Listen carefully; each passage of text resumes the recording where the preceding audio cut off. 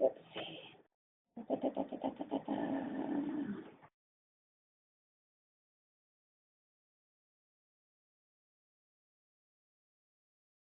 Are we going to order this whole exam through exam 1, Julie? Yeah, that's what I'm trying to do here. Okay. I'm just going to make sure I put that that's what we're using for the example. Yeah. Let me do one thing, guys. Hold on 1 second. Let me bring this over.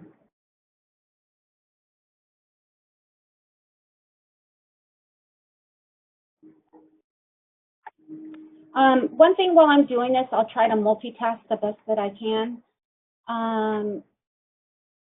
Let's talk about exams that were already done for another carrier, okay? Let's talk about if you have an insured that placed a piece of business with us, 6 months ago, and they are young and healthy, and you know what, they want to get some more insurance. They're financially justified, and they can, and they want to use their same insurance exam. You think that's going to be a problem? What do you guys think? Not as long as it encompasses all the guidelines for the new insurance policy. Right, so you do have to be aware of what the underwriting guidelines are. And let's say the underwriting guidelines are the same based on what was completed. Let's just say it was a pyramid, blood, and a urine. So you think you can just send in the, do you think you can just send in the pyramid exam and use that? Do you think there's anything additional that needs to be done with it? I mean, think if you're an insurance company, how would you want to protect your assets? I'd want to make sure that that exam was done within a reasonably recent amount of time. Okay, let's say it was done within the last 6 months. And based on the insured's age, they're young enough that you don't have to worry about, you know, any problems as far as it being old or anything like that. Okay. Honestly, I would think that if you could reuse an exam, it would save time, so you'd have a better turnaround. Right, definitely, for sure. I agree with you 100%.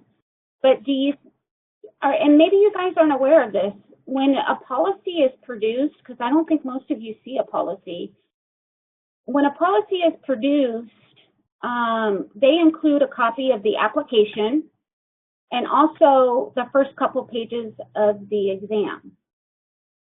So, do you think they're going to want to put another company's exam in their policy? No. So how do we do that then? I mean, if we're using another company's exam and they don't want to put it in their policy, how do we get around that? You have any idea?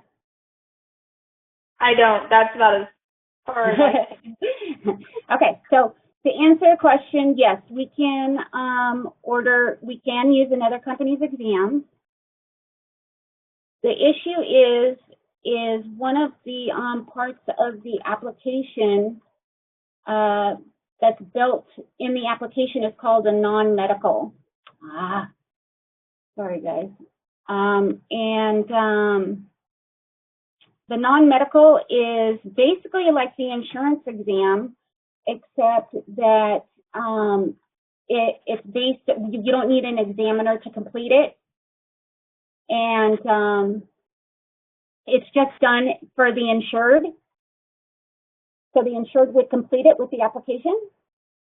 And they would use that piece with the application instead of the exam that was completed for another carrier. So this is why I'm having problems. So what they'll do is, so let's say we have an exam that was completed for American General, and an insured is applying with United of Omaha. We can go ahead and send that AIG exam with the application for United of Omaha. But inside the application packet, when we send it, whoever the agent's office sends it to the agent to complete, one of the forms, it's called a non-medical, and I will walk you through real quick so you can see what I'm talking about.